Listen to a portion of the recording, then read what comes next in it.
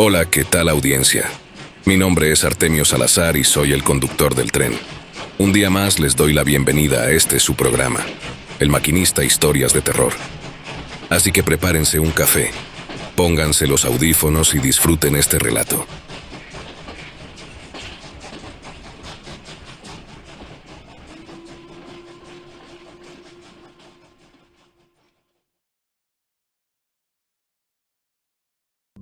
Llevo varios años trabajando como taxista, y la verdad es que, al principio, era un trabajo como cualquier otro. Me daba para comer y sacar adelante a mi familia, que es lo importante. Me movía por toda la ciudad del Estado de México, recogiendo gente y dejándola en sus destinos. Las noches eran las más movidas. Siempre había mucho trabajo. A veces recogía borrachos, otras veces parejas que regresaban de fiestas, pero lo más común eran las chavas que trabajaban en la calle. Ya sabes, las prostitutas. Con el tiempo uno se acostumbra a todo tipo de clientela, aunque siendo sincero, nunca me metía mucho en sus vidas. Mi chamba era llevarlas y traerlas, nada más. Pero hace unos meses comenzaron a llegar un tipo de clientas diferentes, raras. Eran un grupo de mujeres que siempre parecían moverse en las sombras, como si evitaran a propósito que las vieran. No eran como las demás. Vestían de forma extraña, no con la ropa ajustada y llamativa que solían usar las otras trabajadoras de la calle, sino con algo más discreto, más antiguo, por así decirlo. La primera vez que las recogí, no le di mucha importancia. Pensé que era otro trabajo más, aunque había algo en ellas que me ponía nervioso. Las llevé a un hotel de mala muerte, de esos que te cobran por horas, y cuando llegamos, bajaron del coche sin decir mucho. Apenas me miraron. Me pagaron lo acordado y se metieron al lugar. Fue rápido, sin más ni más, pero una sensación incómoda me quedó rondando en la cabeza. Algo no estaba bien. Seguí llevándolas varias noches después de eso. Siempre era lo mismo. Me llamaban por teléfono, me daban una dirección y las recogía. Iban 2 o 3, nunca más, y siempre las llevaba a lugares diferentes, pero muy apartados. A veces era a las orillas de la ciudad, otras veces a casas viejas o abandonadas. Yo no preguntaba nada. Pensaba que mientras me pagaran todo estaba en orden, pero poco a poco algo dentro de mí comenzó a inquietarse. Había algo raro en ellas, una vibra que no podía explicar. No hablaban entre sí cuando estaban en el coche, no se reían ni bromeaban como las otras. Siempre estaban serias mirando por la ventana, y cuando hablaban, lo hacían en voz baja, como si susurraran cosas que no querían que yo escuchara. Lo peor de todo era que, cada vez que las dejaba en algún lugar, no veía que regresaran con nadie. Normalmente, las chicas de la calle vuelven con un cliente, o mínimo hay movimiento en los hoteles o en los callejones, pero con ellas, no. Se bajaban del taxi y desaparecían en la oscuridad, como si las tragara la tierra. Una noche, mientras las esperaba en una esquina oscura, noté algo que me hizo dudar más que nunca. Eran cerca de las 2 de la madrugada y hacía frío. No había nadie en la calle, solo yo y el eco de mis pensamientos. Ellas llegaron caminando, como siempre, moviéndose con esa elegancia rara que las caracterizaba. Se subieron al taxi sin decir nada, y me dieron la dirección de una casa que quedaba bastante lejos. Pero lo que más me sorprendió fue que, al observar bien el lugar de donde venían, no vi a nadie más. No había clientes, ni hombres esperando, nada. Me quedé ahí unos minutos después de dejarlas. Esperaba ver a alguien salir detrás de ellas, a algún cliente o lo que fuera, pero no pasó nada. El tiempo transcurría y no vi ni escuché movimiento alguno. Eso me inquietó, y aunque quise no pensar demasiado en ello, no pude evitar preguntarme, ¿a dónde se habían ido los clientes? ¿Por qué nunca volvían con nadie? Esa noche me costó trabajo dormir.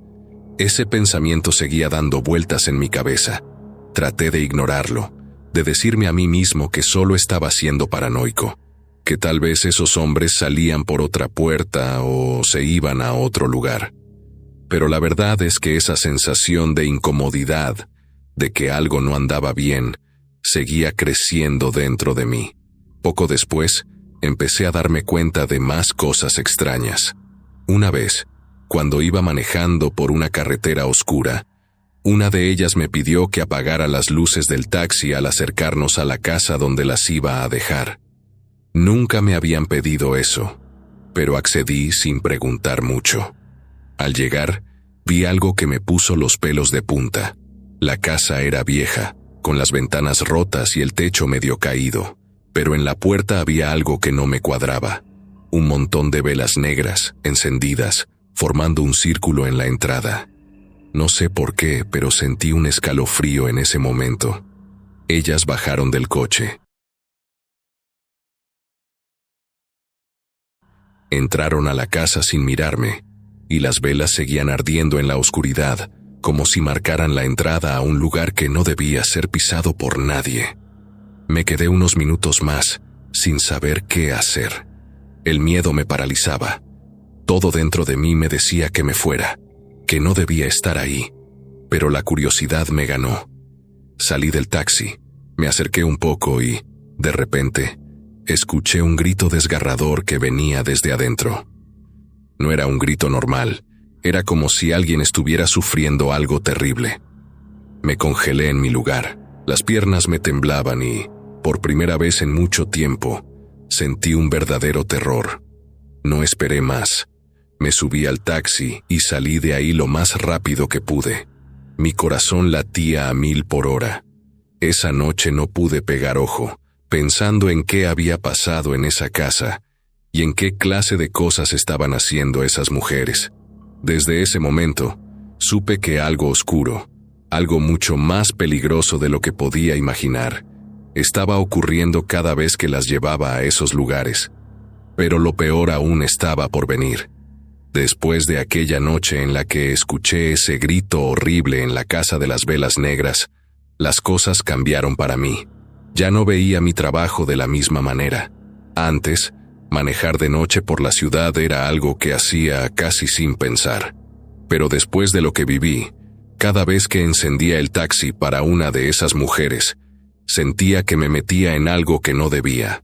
El problema es que no podía dejar de trabajar para ellas, no solo por el dinero, sino porque había algo en su mirada que me hacía sentir que ya estaba metido hasta el cuello. No pasó mucho tiempo antes de que algo más sucediera.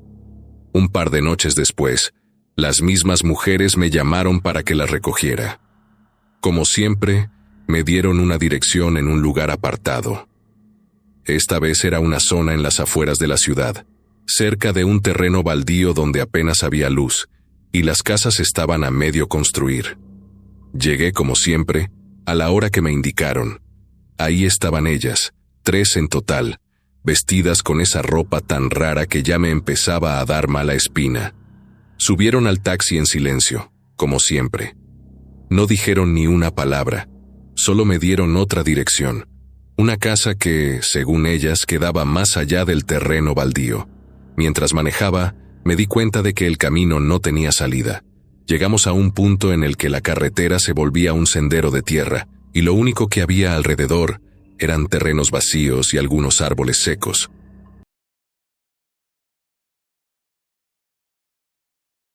«Aquí es», dijo una de ellas, señalando hacia la derecha. Pero no había nada, solo la oscuridad y, a lo lejos, lo que parecía una construcción abandonada. Pensé que tal vez se habían equivocado, pero el tono en su voz me dejó claro que no. Estaban seguras de que ese era el lugar. ¿Aquí?, pregunté, tratando de no sonar nervioso. Sí, aquí. Me pidieron que esperara, y eso fue lo que hice. Ellas se bajaron del taxi y caminaron hacia la construcción abandonada. Me quedé solo en el coche, con el motor encendido, observando cómo se alejaban entre la maleza. No entendía qué demonios estaban haciendo ahí, y por un momento pensé en irme, pero no lo hice.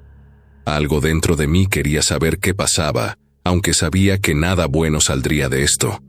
Pasaron unos minutos, y entonces vi que una de ellas regresaba. Venía caminando rápido, casi corriendo, pero lo peor fue lo que traía en las manos. Al principio no lo distinguí bien, pero cuando se acercó más, lo vi claro. Era un costal, y estaba goteando. Algo en su interior se movía, o al menos eso creí. Me quedé paralizado. La mujer abrió la cajuela del taxi y metió el costal adentro sin decir una palabra. No me atreví a preguntarle qué era. Las otras dos subieron al coche y me dieron la orden de arrancar. Yo estaba tan nervioso que apenas pude poner las manos en el volante.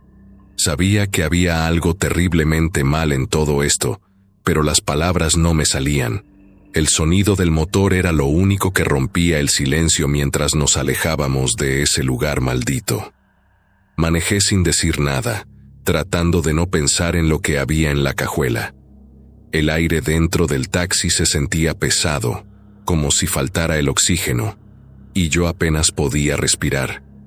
Sentía que algo iba a pasar, como si estuviera al borde de un precipicio, y no hubiera manera de detener la caída. Y entonces sucedió. Escuché un golpe seco en la cajuela. Al principio pensé que tal vez era el costal que se había movido con el andar del coche, pero el ruido fue más fuerte de lo que podía ignorar. Parecía que lo que estuviera ahí adentro quería salir. Miré por el retrovisor, esperando ver la reacción de las mujeres, pero ellas seguían impasibles, como si no escucharan nada. Otro golpe, esta vez más fuerte. Sentí que algo rascaba el metal desde adentro, y el sonido me recorrió la espalda como un escalofrío helado.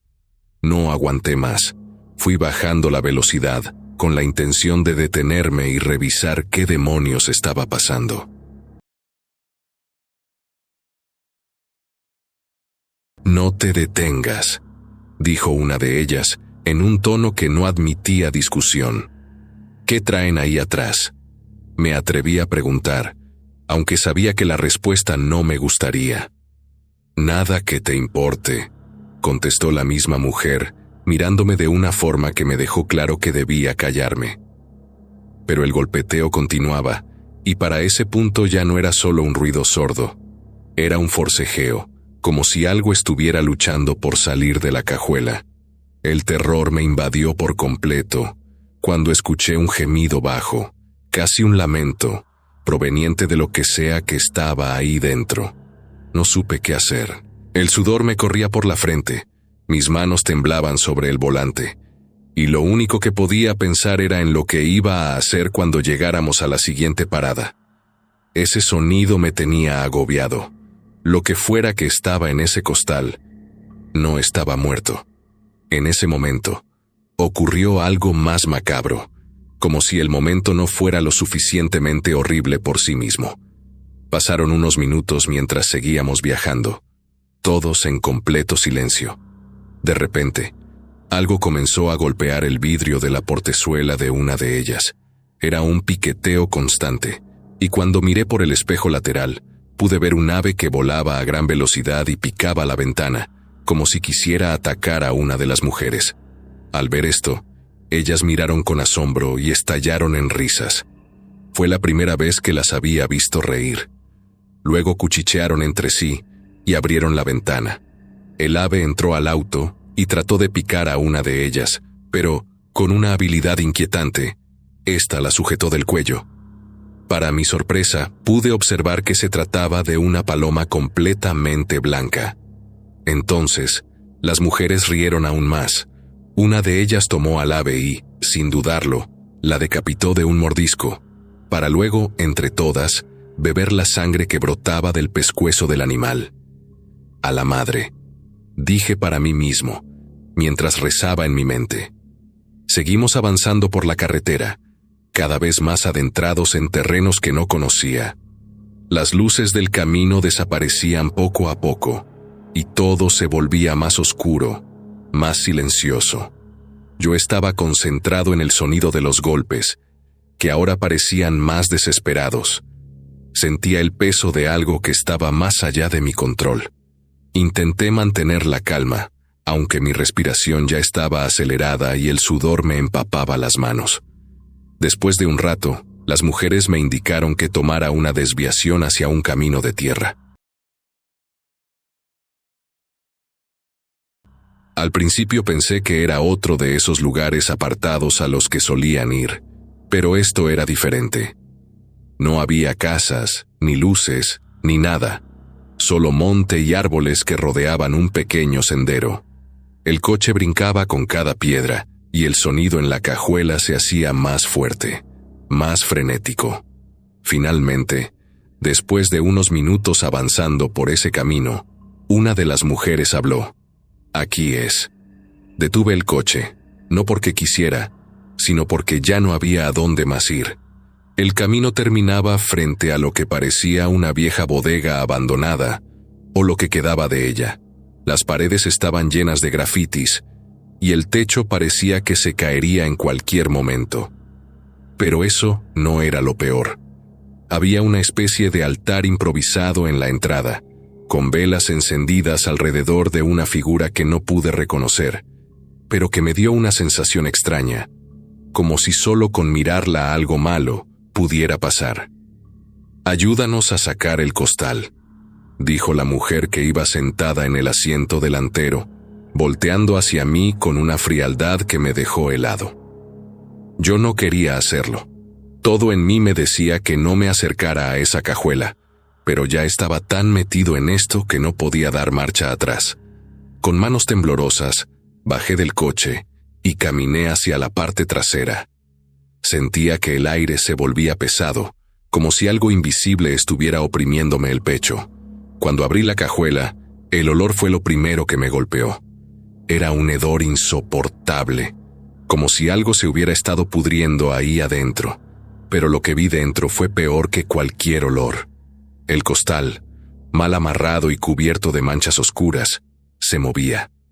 Algo estaba vivo ahí adentro, luchando por salir, y se podía ver cómo la tela se hinchaba con cada movimiento. Mi mente trataba de entender qué estaba pasando, pero no tenía sentido. ¿Qué demonios llevábamos todo este tiempo en la cajuela? «¡Ábrelo!», me ordenó una de las mujeres con una calma que me pareció completamente fuera de lugar. Negué con la cabeza, incapaz de moverme, pero ellas no me dieron opción. Una de las mujeres se acercó, tomó el costal y lo desató sin esfuerzo. Lo que salió de ahí me dejó paralizado. Era un hombre, o lo que quedaba de uno. Estaba amarrado de pies y manos, y su piel estaba llena de cortes profundos, como si lo hubieran torturado. Sus ojos, abiertos de par en par, me miraron con una desesperación que nunca había visto en mi vida.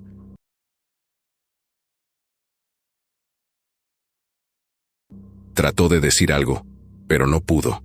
Solo balbuceaba, mientras su cuerpo temblaba de una forma incontrolable.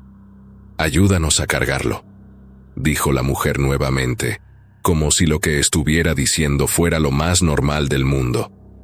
Me quedé congelado, incapaz de mover un solo músculo. No sabía qué hacer.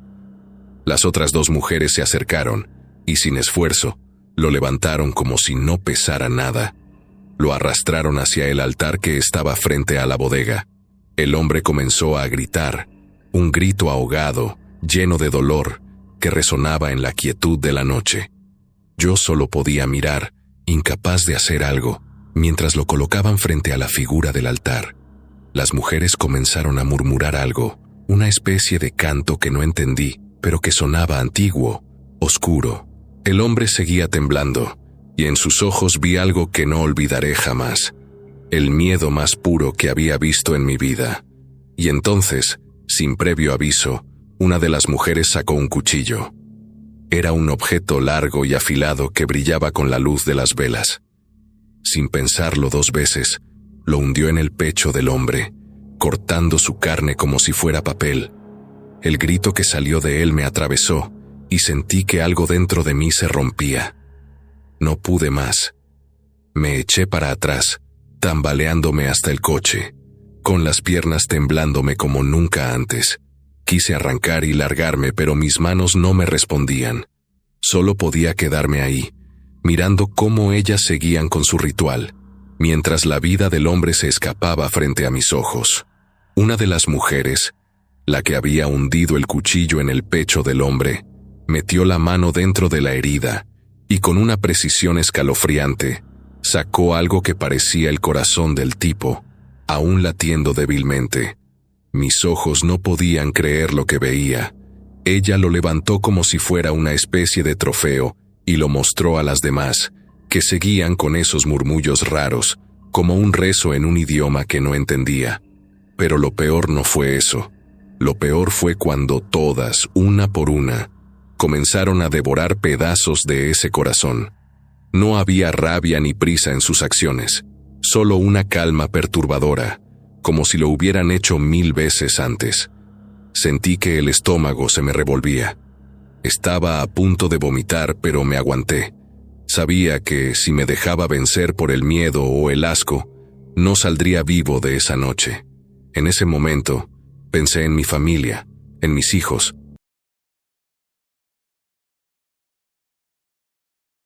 ¿Cómo me había metido en este lío? Solo era un taxista, alguien que se dedicaba a llevar gente de un lado a otro, nada más. Pero ahora, aquí estaba, siendo testigo de algo que no era para mis ojos, algo que nunca debía haber visto. Me volví a meter al coche, intentando calmarme. Encendí el motor con las manos temblorosas, y justo cuando iba a poner la palanca en drive, la puerta del copiloto se abrió de golpe. Una de las mujeres se subió, pero esta vez no tenía esa sonrisa coqueta que me había mostrado antes. Su rostro estaba manchado de sangre, y en su mirada había algo que me hizo pensar que sabía exactamente lo que estaba pensando. Escapar. No te vas a ir, me dijo con esa voz baja y fría, pero firme. Mi corazón empezó a latir más rápido, tanto que pensé que iba a salirse de mi pecho. Intenté calmarme, pero era imposible. La mujer me miraba fijamente, y con una calma que me perturbó aún más, cerró la puerta y me señaló hacia donde estaba el cuerpo. Ayúdanos a deshacernos de él.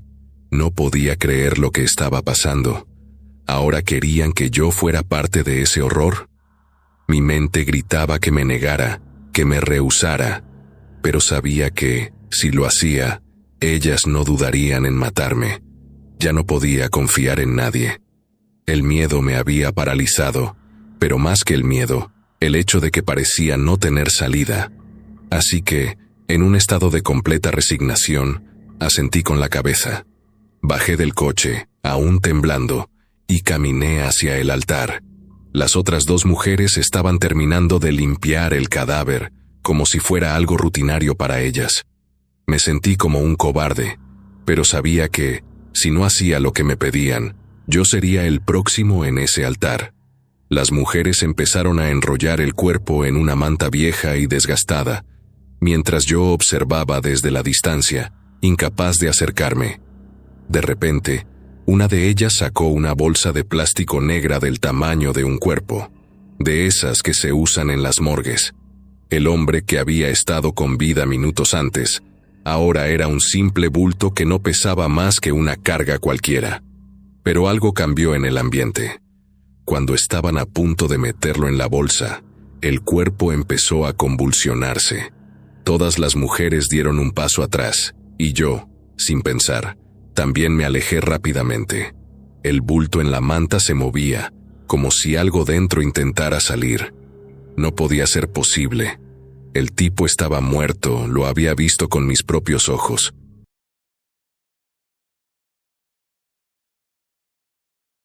Pero ahí estaba, agitando la manta y haciendo ruidos que no parecían humanos. ¿Qué está pasando?, grité sin poder controlar el pánico. ¡Cállate!, me gritó una de las mujeres. Su mirada estaba llena de rabia, pero también de algo más, miedo. Por primera vez desde que las conocí, vi que ellas también tenían miedo. Y si ellas tenían miedo, entonces yo estaba en verdaderos problemas. La mujer del cuchillo volvió a acercarse al cuerpo, decidida a terminar con lo que había empezado.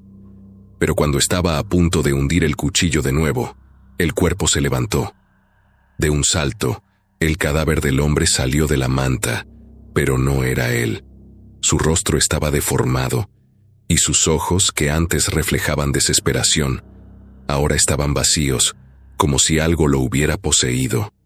En ese momento supe que esto no era solo un asesinato, era algo mucho peor. Lo vi tambalearse por un segundo, como si todavía no controlara sus propios movimientos, pero luego sus ojos vacíos se clavaron en nosotras. No era él, eso estaba claro, pero lo que fuera que lo estaba controlando estaba furioso.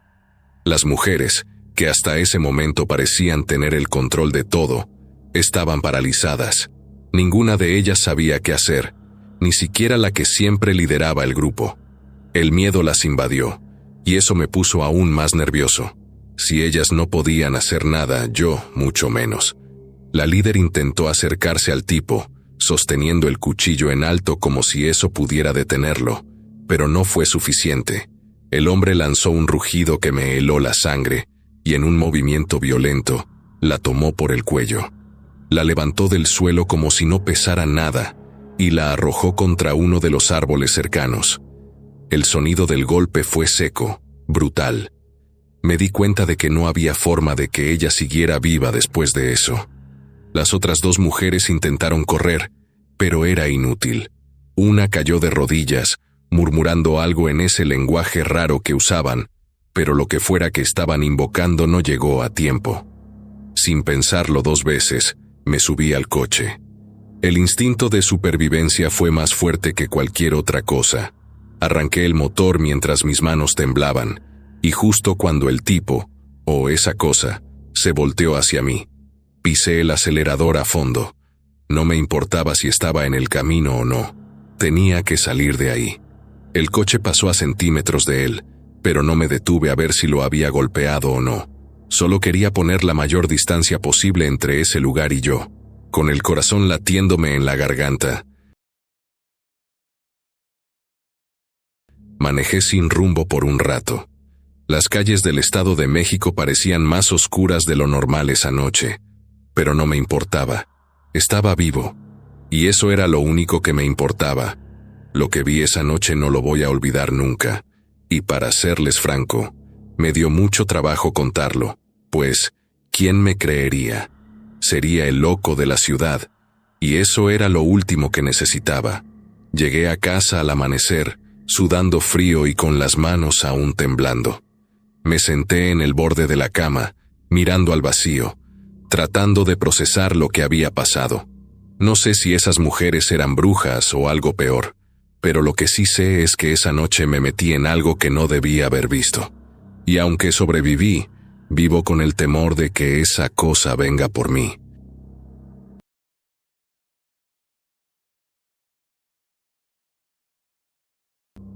La noche era fría y realmente bastante siniestra. El viento mecía las copas de los árboles, provocando un sonido característico. En el firmamento, la luna estaba en su apogeo, brillando radiante, mientras unas cuantas nubes traviesas recorrían lentamente la inmensa capa celeste. En una vivienda, una mujer daba a luz a su primogénito, asistida únicamente por su madre. La criatura nació bien y pronto la madre lo tuvo entre sus brazos. Pocos momentos después, los perros del vecindario aullaron quejumbrosos. Las dos mujeres que se hallaban solas sintieron un escalofrío que les recorrió el cuerpo. La madre se hincó a rezar, pidiendo a Dios que alejara cualquier acechanza de su humilde casa. Pero entonces, la puerta que daba al solar se abrió lentamente. La madre se santiguó, y la hija envolvió al recién nacido entre las cobijas.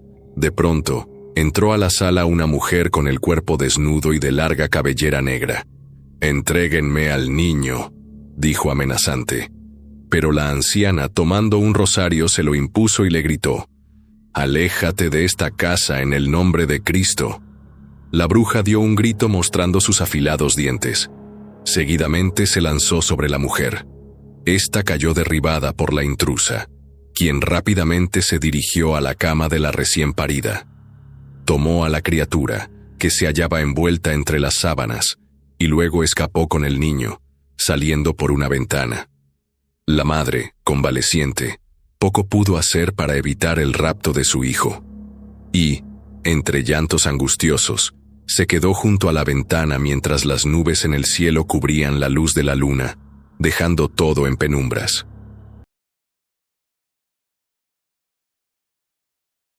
Don Juan, el sepulturero, vio a la bruja pasar corriendo entre las tumbas del panteón, llevando consigo al recién nacido. Espantado, observó que en una de las sepulturas la bruja se detenía a escarbar la tierra, pensando que quería enterrar al niño allí. En un acto heroico, se quitó un escapulario bendito que portaba y se lo lanzó encima a la mujer. Esta sintió el poder que la reliquia tenía y, enfurecida, trató de quitársela. El sepulturero aprovechó para intentar arrebatarle al infante, pero no logró conseguirlo. La espeluznante mujer entonces dio un golpe al hombre, lo derribó y arrancó en carrera, perdiéndose entre los árboles del bosque. Esa noche tan tenebrosa quedó en la memoria de aquellas pobres personas y perduró a través de los años. Pasaron los años, 18 para ser más exactos. La mujer bandida, que se hacía llamar Hilda, se había instalado en otro pueblo, haciéndose pasar por una pobre aldeana que solo tenía como apoyo a su único hijo, Alfonso. En ese pueblo, Hilda se desempeñaba como herbolaria, dedicándose a curar con plantas. Alfonso había crecido con un gran amor hacia su madre, pero había algo que no le gustaba de ella: las prácticas místicas que Hilda realizaba. Cuando el muchacho cumplió 12 años, Hilda le reveló que ella era una hechicera. Fue entonces cuando el joven comenzó a ver con cierto recelo a su madre. Todos los secretos que su madre guardaba hacían que Alfonso fuera un chico apartado, ya que, por mandato de ella, casi no tenía amigos. Además, tenía terminantemente prohibido hablar sobre los ritos que realizaba, ya que nadie debía saber que ella curaba con la ayuda de la hechicería. En el otro poblado, Alicia, la verdadera madre de Alfonso, a pesar del tiempo transcurrido, siempre vivía con la esperanza de encontrar algún día a su hijo. Sin embargo, por desgracia, no había podido averiguar nada sobre su paradero hasta la fecha. Su marido, Efraín, vivía pidiéndole que se olvidara ya de eso y se dedicara más a la familia que actualmente tenían. Hilda comenzó a ganar fama en el nuevo pueblo, ya que la gente realmente se curaba de cualquier enfermedad que los aquejara, por más incurable que ésta fuera, solo con los brebajes que ella proporcionaba. Así, la gente comenzó a recurrir más a la curandera que a los médicos del pueblo. Posteriormente, muchos dejaron de lado también su fe, y cada vez eran menos las personas que asistían a la iglesia. La gente comenzaba a poner sus esperanzas más en las milagrosas aguas de la yerbera que en el mismo Dios. Una tarde, Efraín volvía de un viaje que había realizado a la capital. Al pasar por aquel pueblo, se vio obligado a quedarse a dormir, puesto que ya había oscurecido. Como no encontraba posada, resolvió acudir al párroco de la iglesia con la esperanza de que éste le permitiera pasar la noche en un rincón del templo. El sacerdote, que era un hombre bastante mayor, se compadeció del peregrino y le permitió dormir en la iglesia. A medianoche, unos ruidos provenientes del exterior despertaron a Efraín. Claramente escuchó los pasos de una persona que rondaba por el atrio. Curioso, se asomó por el cerrojo de la puerta y vio, entre la suave luz de la luna, a un hombre cruzando de un lado a otro en el atrio de la iglesia. Poniendo más atención, notó que el sujeto parecía estar regando unos polvos en la entrada, para luego marcharse rápidamente. Al día siguiente, muy de mañana, Efraín se preparaba para partir, pero antes le hizo saber al sacerdote lo que había presenciado durante la noche. El cura escuchó con atención lo que el hombre le decía. Entonces se dispuso a revisar el lugar, y en efecto, en la entrada del templo había pequeños montones de ceniza regados por todos lados. El cura se santiguó y dijo: «El Señor nos proteja. Esto debe ser obra de esa mujer». Efraín, sintiendo curiosidad, le preguntó de qué mujer estaba hablando. «Se llama Hilda, es la curandera del pueblo», dijo el prelado. Lleva años trabajando en eso, pero desde hace un tiempo parece que tiene a medio pueblo bajo un hechizo. Cura a la gente de toda enfermedad y a muchos les ha apagado su fe en Dios. Usted asegura que vio a un hombre rondar por aquí, ¿verdad?, le preguntó a Efraín. Así es, padre, respondió él. Realmente parecía ser un joven. Sin duda es el hijo de Hilda. A simple vista parece un buen muchacho. No debe tener más de 18 años, pero como usted ha comprobado, es el ayudante de esa hechicera, concluyó entre dientes el cura. Efraín se despidió del padre, agradeciéndole por la caridad que había tenido con él, y se marchó siguiendo su camino.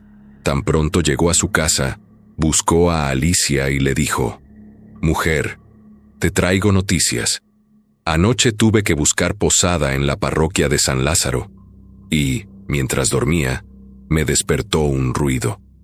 Se trataba de un joven que regaba unos polvos en el atrio de la iglesia. Por la mañana se lo conté al sacerdote, y éste me respondió que en ese pueblo habita una curandera, pero que está seguro de que se trata de una hechicera. De inmediato pensé que podría tratarse de la mujer que se robó a nuestro hijo». Alicia se estremeció y comenzó a llorar. Luego dijo a Efraín: «Dios mío, Efraín, tenemos que encontrar a esa mujer. Si ella tiene a mi hijo, yo quiero conocerlo». Efraín vio cómo su mujer se deshacía en lágrimas. Entonces le prometió que haría lo necesario para encontrar a aquella curandera y averiguar si se trataba de la misma mujer que, años atrás, les había robado a su hijo. Fue así que, al día siguiente, se prepararon los dos para viajar al pueblo de San Lázaro. La madre de Alicia quedó al pendiente del hogar mientras ella y Efraín estuvieran lejos. Al pasar por el panteón, salió a su paso el enterrador, don Juan, y al enterarse de que viajaban con el propósito de encontrar al hijo de Alicia, se les unió en la caravana con la intención de ayudarles. En San Lázaro, el sacerdote, al ver que el templo yacía olvidado, pensó que debía hablar con Hilda. Quizá podría convencerla de aconsejar a sus seguidores que volvieran a la iglesia. Pero, cuando se disponía a visitar su casa, antes de llegar, se encontró en su camino con un hombre que, al verlo, le detuvo el paso y le dijo: «Padrecito, qué sorpresa encontrarlo por aquí». «Voy a visitar a Hilda», dijo el padre. «Debo tratar un asunto con ella». «¿Asunto?», preguntó el hombre. «Pues algo me dice que eso no se va a poder. La hermana Hilda nos ha dicho que su presencia no le es grata, padre». El sacerdote, sintiéndose ofendido, dijo al hombre: «No me explico por qué les ha dicho eso. Sin embargo, quisiera averiguarlo personalmente». El hombre se le acercó de manera amenazante y le dijo muy seriamente: «¿Que no entiende, padre? Le estoy diciendo con todo respeto que no es bienvenido en casa de la hermana Hilda. Puede volver por donde vino».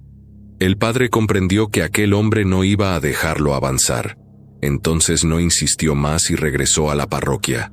En casa de Hilda, la gente se amontonaba tratando de obtener una consulta con ella, pues su fama se había esparcido ya, y venía gente de todos los rincones del pueblo. Esa noche, Hilda tuvo una conversación con Alfonso y le decía, mientras preparaba sus hierbas: «Hijo, si aprendieras lo que yo hago, me ayudarías a atender a más personas». «Pero madre», decía él, «he oído decir que tú eres mala, y eso me pone triste. Ellos piensan que trabajas con el diablo. Incluso me han dicho muchas veces que yo mismo soy hijo del demonio». Hilda detuvo lo que estaba haciendo y se acercó para decirle: «Pronto no habrá nadie en este pueblo que vuelva a tratarte así, y déjame decirte por qué. Mi madre, desde pequeña, me reveló sus conocimientos en la magia, y a ella se los reveló su madre. Durante años se dedicaron a curar males y a servir a la gente. Pero hubo un sacerdote recién ordenado que inició, un día, una campaña para condenarlas por hechiceras. Mis hermanas y yo éramos muy jóvenes, y apenas comenzábamos a conocer el mundo de la magia, cuando llegó a nuestra casa una comitiva liderada por el sacerdote. Después de una acalorada discusión con mi madre y mi abuela, terminaron sometiéndolas. Atándolas de pies y manos, prendieron fuego a nuestra pobre casa con ellas dos adentro. Mis hermanas y yo escapamos, pero ellas dos eran unas niñas aún y no pudieron correr lo suficiente, así que fueron atrapadas por la turba. Yo logré escapar, pero con la angustia de no saber qué les hicieron a mis hermanas.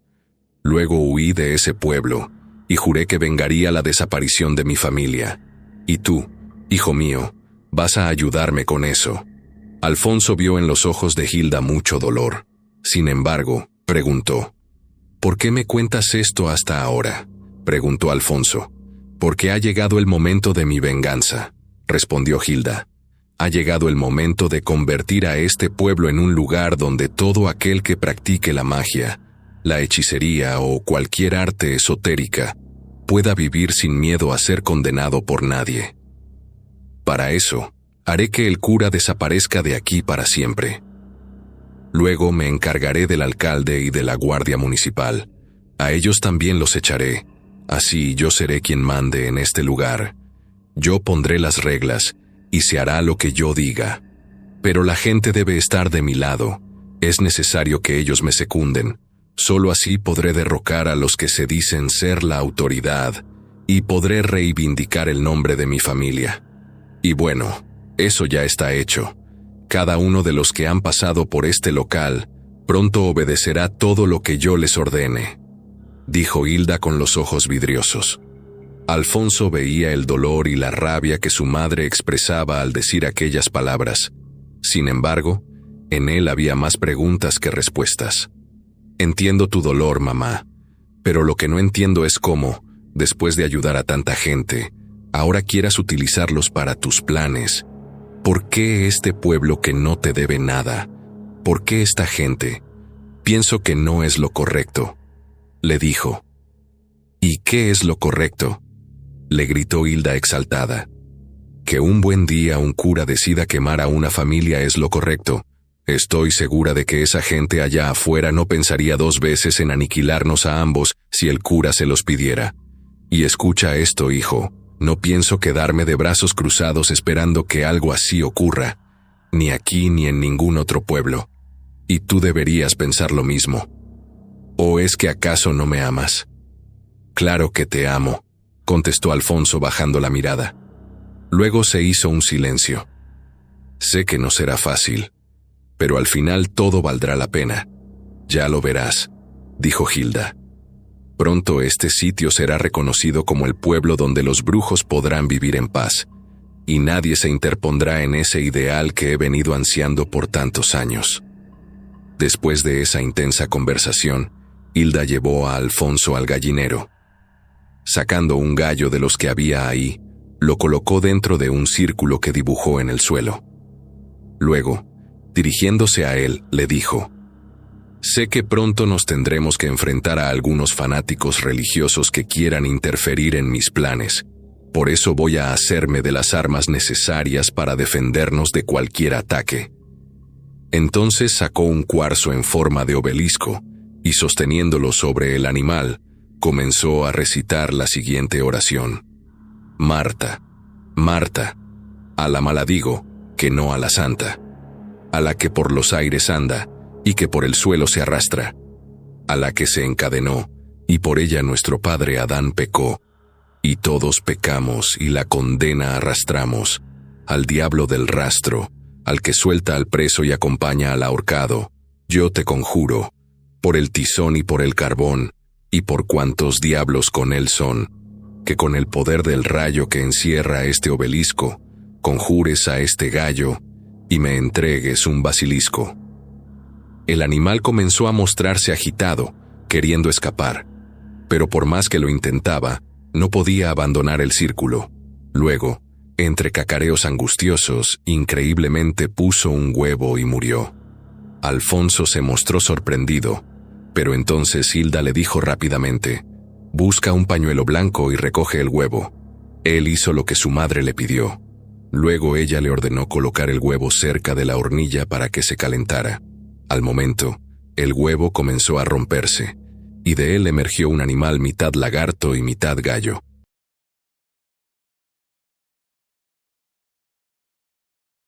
Hilda puso un recipiente con leche para que el basilisco se alimentara, y luego dijo a Alfonso: «Cuando el basilisco crezca y abra sus ojos, será capaz de matar con la mirada. Lo único que nos protegerá de él es este cuarzo. Por eso debemos evitar mirarlo directamente si no estamos protegidos. Este será nuestro guardián, nuestro protector». Con la traída al mundo de aquel extraño animal, Hilda se preparaba para dar inicio al macabro plan que por años había elaborado.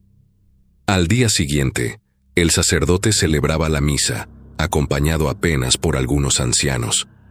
Entre ellos estaba una viejecita que se ganaba la vida elaborando escapularios y como rezadora. Cuando terminó la celebración, el sacerdote conversaba con la rezadora.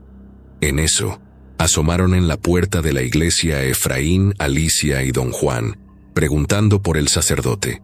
El padre se presentó con ellos, y seguidamente Efraín le contó el motivo por el que habían viajado hasta ahí. «Padre, he venido de muy lejos a pedirle que me ayude a encontrar a mi hijo. Quiero saber si esa curandera que existe en este pueblo es la mujer que se robó a mi pequeño hace 18 años», le dijo Alicia. El padre admiró el gran amor con el que aquella mujer buscaba a su hijo, y entonces resolvió que debían pedir ayuda a la autoridad para enfrentarse a aquella mística mujer. Así es que el grupo de personas, liderado por el cura, se dirigió a la alcaldía para hablar con el edil. Casualmente, Alfonso pasaba cerca de ahí y vio al grupo de personas junto al sacerdote. Recordó lo que su madre le había dicho, así que pronto se fue corriendo a su casa a contarle a Hilda lo que había visto.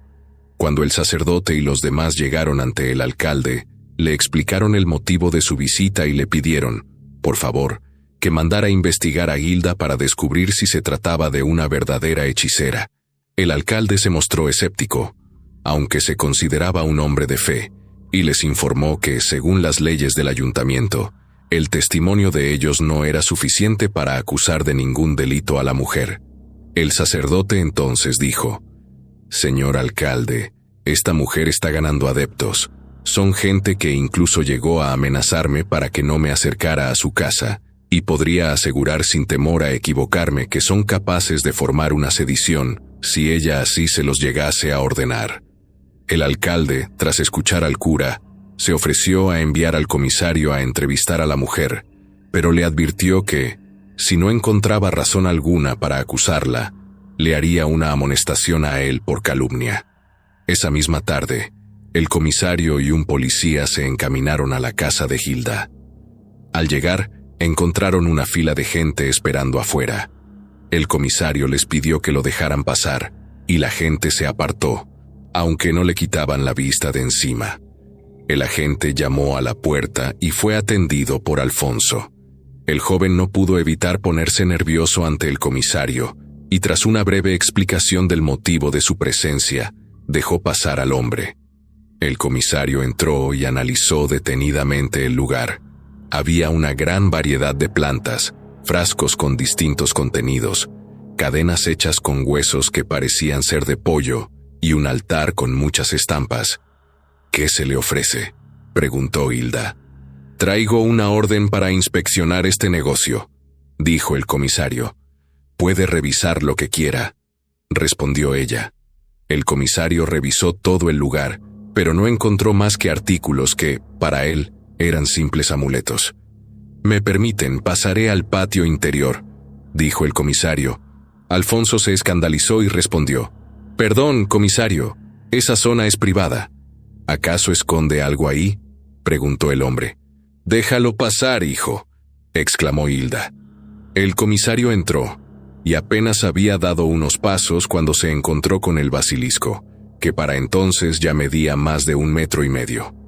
«¿Qué carajos es eso?», gritó el hombre. Al instante, el basilisco clavó su mirada en él, provocándole la muerte. El comisario tuvo una última reacción. sacar su pistola y dispararle a la criatura, pero fue en vano. El disparo no alcanzó al animal.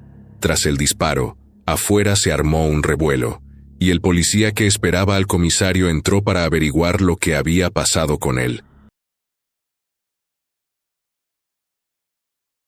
Pero, apenas entró, vio al animal que lo estaba devorando, y palideciendo de espanto, salió corriendo del lugar. La gente que esperaba afuera se dispersó.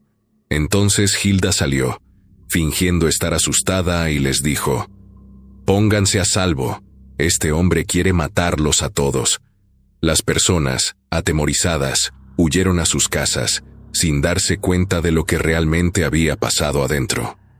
A la alcaldía llegó el policía gritando escandalosamente. Cuando lo escucharon los demás que estaban ahí, no entendían lo que decía. Entonces intervino el alcalde y le preguntó por el comisario. El policía respondió: «El comisario está muerto. Un monstruo lo mató». El alcalde y los demás presentes se miraron unos a otros sin poder creer lo que el hombre decía. Aún así, el alcalde se llevó al hombre a su oficina, y allí le pidió que se calmara y le explicara detenidamente lo que había sucedido en casa de Hilda. El oficial contó todo cuanto había visto y oído. Fue tan convincente su testimonio, que al alcalde no le quedó más remedio que reunirse con el sacerdote para discutir cómo habrían de proceder ante aquel caso, pues habían confirmado que Hilda era una hechicera. En casa de Hilda, ella también se preparaba. Entregó a Alfonso una pieza de cuarzo que lo protegería contra la mortal mirada del basilisco. A continuación, sacó un códice que contenía las más antiguas oraciones y hechizos creados, prendió un fogón y, recitando algunos de los textos, llamó a cada una de las personas de aquel pueblo a las que había atendido en su casa. Uno a uno todos sintieron la necesidad de salir de sus viviendas y dirigirse a casa de Hilda. En la parroquia, el alcalde decía al sacerdote: «El policía dijo que esa mujer tiene en su poder a una bestia mitad lagarto y mitad pájaro, y que ese adefesio devoró al comisario. Sin él al mando, no podremos organizar a los demás guardias. Yo pienso que debemos buscar la forma más pacífica de hablar con Hilda», dijo el sacerdote. En eso estaban hablando cuando, de pronto, entró por la puerta mayor un hombre que corría enloquecido llevando un machete, dispuesto a atacar al sacerdote. El alcalde, de inmediato, sacó su pistola y abatió a tiros al atacante. Los demás presentes gritaron horrorizados por lo que acababa de ocurrir dentro del santuario. «Dios mío, ¿qué ha sido eso?», dijo Alicia mientras se refugiaba en Efraín. «Seguramente es uno de los seguidores de la bruja», dijo don Juan, también muy asustado. Luego escucharon un rugido que los hizo estremecer. Salieron del templo y vieron que se acercaba Hilda junto a Alfonso, y tras ellos, una horda que los acompañaba. Por los aires sobrevolaba el basilisco, lanzando rugidos de lo más espeluznantes. «¡Santo Dios!», exclamó el sacerdote tras mirar al animal que volaba sobre ellos. «Ese es el anticristo», dijo después. Hilda, que ahora lucía una apariencia horripilante, le gritó al sacerdote: «¡Qué sorpresa, señor cura, encontrarlo junto al alcalde! Yo que venía de visita, y me lo encuentro así, seguramente planeando mi destierro de este pueblo. ¿No es así?». «Claro que no, hija mía. Nadie va a desterrarte. Solamente queremos tener una plática decente contigo», dijo el hombre con la voz temblorosa. «¿Plática decente? ¿Decente como hace 40 años?» Alfonso miró a su madre haciendo un gesto de extrañeza. «No sé de qué me hablas, hija, pero entiende. Nosotros en verdad queremos ayudarte», respondió el cura. «Haga memoria, padre. En el pueblo de Dolores, hace 40 años, 2 mujeres fueron quemadas en su propia casa». El sacerdote retrocedió nervioso, mientras Hilda seguía diciendo: «No solo había 2 mujeres, sino también 3 niñas. Capturaron a 2, pero una escapó. ¿Necesita más información? ¿O ya hizo memoria, señor cura?». Todos los que estaban ahí no entendían lo que la mujer estaba diciendo. Sobre todo, les preocupaba la reacción del sacerdote, que se había quedado mudo.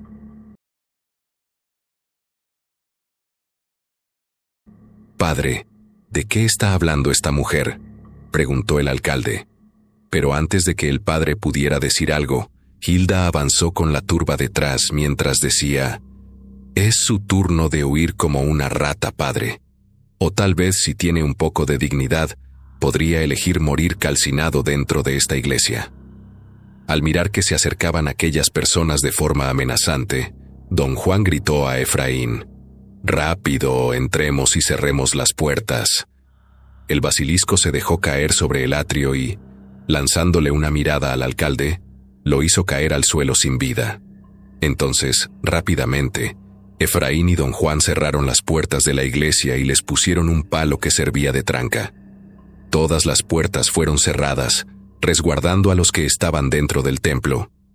Entonces, la anciana rezadora se le acercó al cura y le dijo: «Señor cura, allá afuera son muchos los adversarios, pero nosotros tenemos a Dios de nuestro lado, y con Él venceremos». El sacerdote miró a la anciana y luego le pidió: «Proteja al Santísimo, que nadie lo intente profanar». Pero la señora replicó: «Al contrario, padre, es Él quien nos va a proteger». En ese momento sonaron unos golpes en la puerta mayor. Eran los invasores que trataban de tirarla.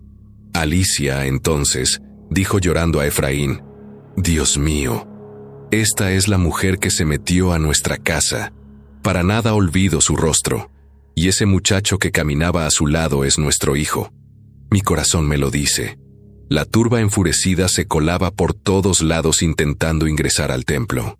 Entonces, la anciana se postró ante el altar y rogó a Dios de esta manera: «Señor de los ejércitos, envíanos a tus santos y ángeles a luchar contra los ataques del maligno y sus secuaces.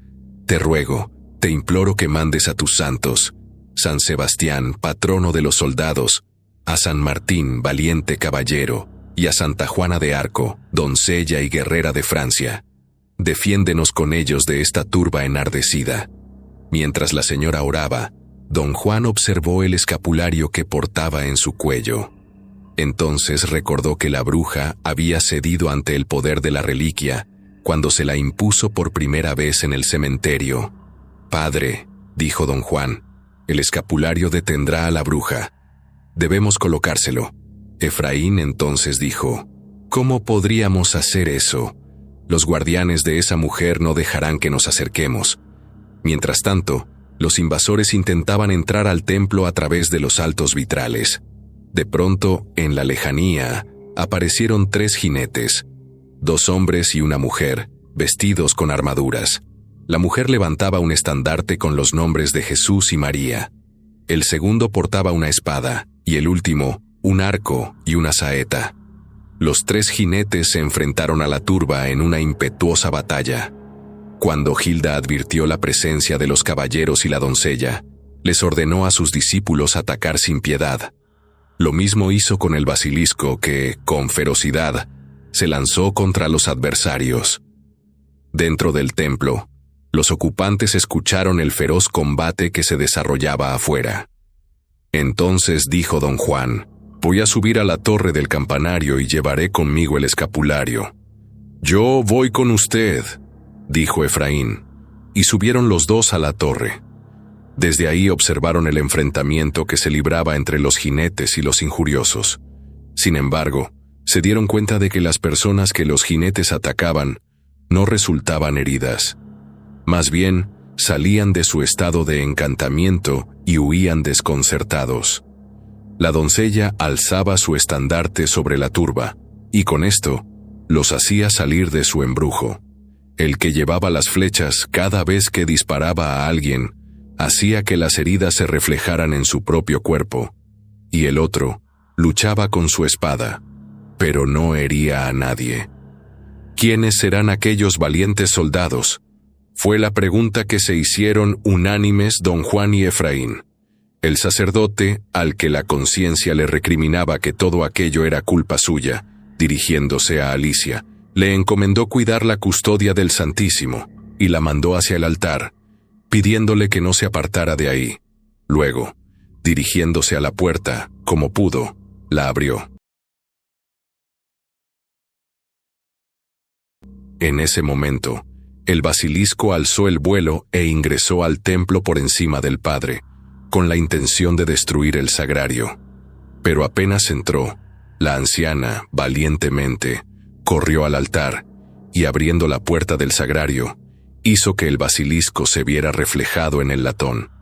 Así, después de dar un último rugido, el monstruo cayó muerto por su propia mirada. Poco a poco su cuerpo desapareció. El sacerdote salió al atrio y le gritó a Hilda: «¡Mátame a mí! Es a mí a quien quieres, pero detén esta locura». Hilda, viendo al sacerdote indefenso, entregó una espada a Alfonso y le dijo: «Acaba con el cura, mi amor». Alfonso, boquiabierto, se quedó inmóvil. Temblando, le respondió que no tenía el valor de hacerlo. Hilda lo miró furiosa y entonces le gritó: «Te ordeno que lo mates». El muchacho tomó la espada, pero fue incapaz de moverse. «Eres un inútil», le reprochó. «No me has servido para nada todo este tiempo. Tal vez lo harías si en verdad fueras mi hijo». Aquellas palabras desconcertaron aún más a Alfonso, que lo único que hizo fue retroceder, apartándose de ella. «Exacto, eso debes hacer, apartarte de mi vista, porque después de matar al sacerdote, tú serás el siguiente», dijo la endemoniada mujer. Hilda abrió su boca y mostró 2 hileras de afilados colmillos. Dio un grito estridente y, corriendo como un animal cuadrúpedo, se dirigió hacia el sacerdote. El anciano hombre se había quedado a la entrada del templo sin moverse. Entonces, de inmediato, fue derribado por la bruja, que se lanzó sobre él con la intención de destazarlo a mordidas. Como si se tratara de un perro rabioso, aquella mujer le arrancó pedazos de carne al sacerdote hasta que lo mató. En ese momento, don Juan aprovechó y se lanzó sobre ella. Como pudo, intentó ponerle el escapulario. La bruja abrió sus fauces y trató de quitarse a don Juan de encima, justo como había pasado 18 años atrás. Efraín bajó de la torre para auxiliar a don Juan. Apenas llegó, trató de enfrentar a aquella mujer que parecía una fiera endemoniada. De un manotazo, Hilda lanzó a Efraín lejos de ella y estuvo a punto de hacer lo mismo con don Juan. Pero antes de que pudiera intentarlo, fue atravesada por una espada. Entonces, dando un alarido desgarrador, apenas pudo voltear para darse cuenta de que había sido Alfonso quien la había herido de muerte. Aun con la espada enterrada en su cuerpo, Hilda intentaba atacar. Entonces don Juan aprovechó que ya se encontraba débil y le acomodó el escapulario en el cuello. Al instante, comenzó a salir humo de su cuerpo y en segundos se prendió en llamas. Así ardió hasta que finalmente su cuerpo se redujo a cenizas. Con la muerte de Hilda, el resto de las personas que todavía seguían embrujadas salieron, poco a poco, de aquel estado. Al mismo tiempo, todos vieron a los jinetes alejarse y desaparecer en el horizonte. La anciana, volviéndose al altar, agradeció a Dios la milagrosa ayuda de aquellos santos guerreros. Y así acabó aquel oscuro capítulo del pueblo de San Lázaro, donde muchos lamentaron la muerte del sacerdote, pero que, con el pasar del tiempo, volvió a ser un lugar lleno de paz y de fe. Alicia, por fin, pudo acercarse a Alfonso. Después de contarle cómo habían sucedido las cosas, le reveló que ella era su verdadera madre. No fue fácil para el muchacho aceptar la realidad, pero al cabo de un tiempo, decidió irse a vivir con su verdadera familia. Así, pudo tener el hogar que su corazón siempre había anhelado.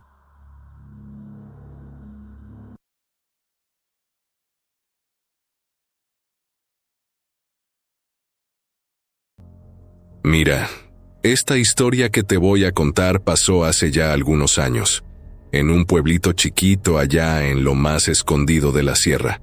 Ahí vivíamos todos tranquilos. Bueno, tranquilos a nuestra manera, porque, como te imaginarás, Cada día de muertos las cosas se ponían medio feas. Era casi una costumbre que las brujas nos dieran lata por esas fechas. Desde que yo era chamaco, recuerdo escuchar cómo en esas noches más oscuras desaparecían vacas, chivos y a veces hasta hombres o niños que andaban distraídos por ahí. Por eso, al caer el sol, no había quien se atreviera a salir. Esa temporada siempre la pasábamos con la piel de gallina, y ese año no fue la excepción, aunque las cosas empezaron a salir muy distintas. A mediados de octubre, empezamos a notar que el ganado estaba desapareciendo de una forma que nunca habíamos visto. En una sola noche, 3 vaquillas del rancho de Don Lupe se esfumaron como si nada. Y no fue lo único. A los pocos días, las cabras de Doña Rafaela también desaparecieron. Te juro que eso no era común. Las brujas no solían ser tan descaradas. Siempre se llevaban uno que otro animal, pero nunca todo de jalón. Al principio, como que no queríamos alarmarnos. Pensamos que sería alguna pandilla de cuatreros o un animal salvaje, pero cuando nos juntamos unos cuantos del pueblo para revisar el cerro, encontramos algo que nos heló la sangre. A los pies de un mezquite había huellas enormes, como si alguien o algo hubiera arrastrado a los animales cuesta arriba.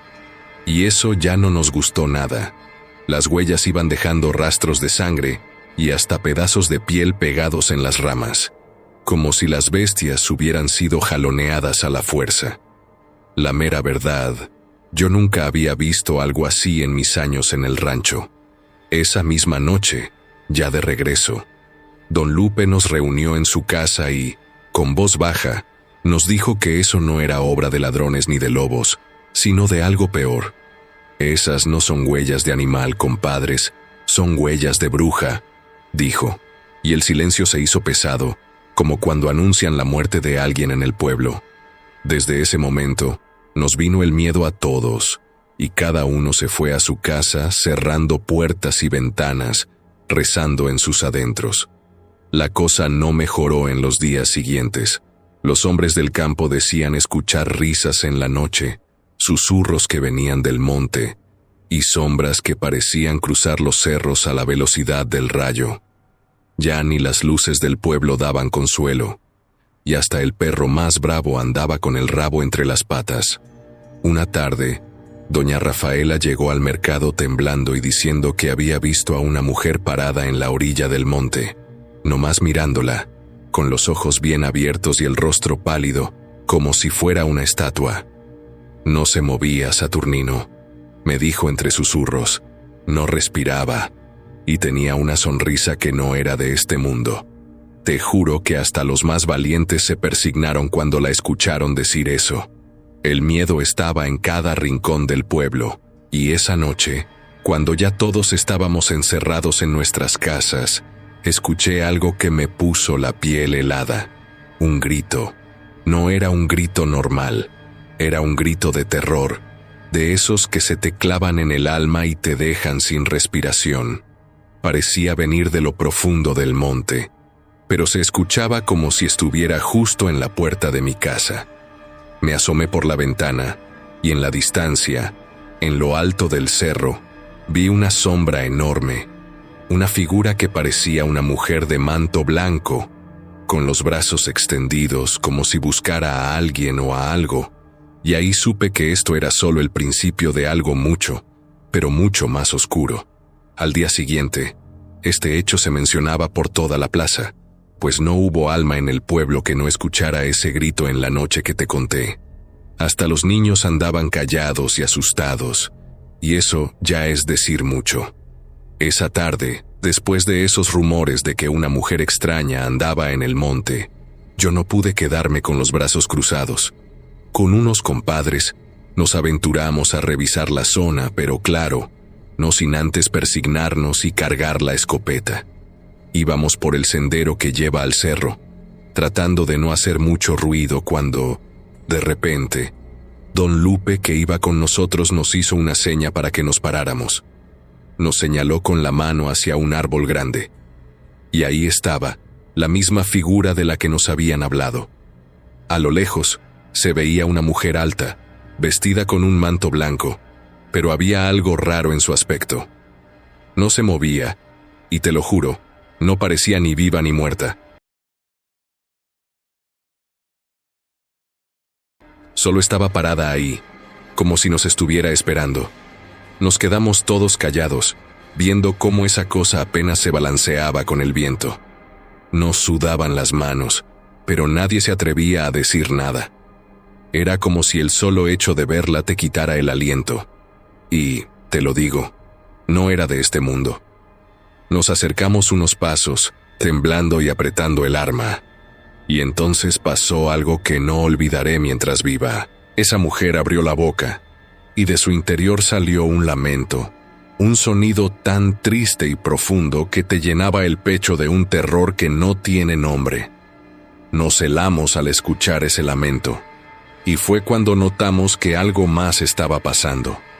A unos cuantos metros de donde estaba parada, vimos otra cosa moverse entre las sombras, como si estuviera acechándola, o más bien, como si fuera su presa. De repente, de la nada, se escuchó un aleteo fuerte, como de esas lechuzas negras que dicen que traen mala suerte. La mujer del manto blanco se movió, lenta, y se dirigió hacia la sombra que la acechaba. En ese momento, vimos que esa sombra no era otra cosa que una bruja, y no una cualquiera. Era una bruja vieja, con los ojos desorbitados mirándola con terror.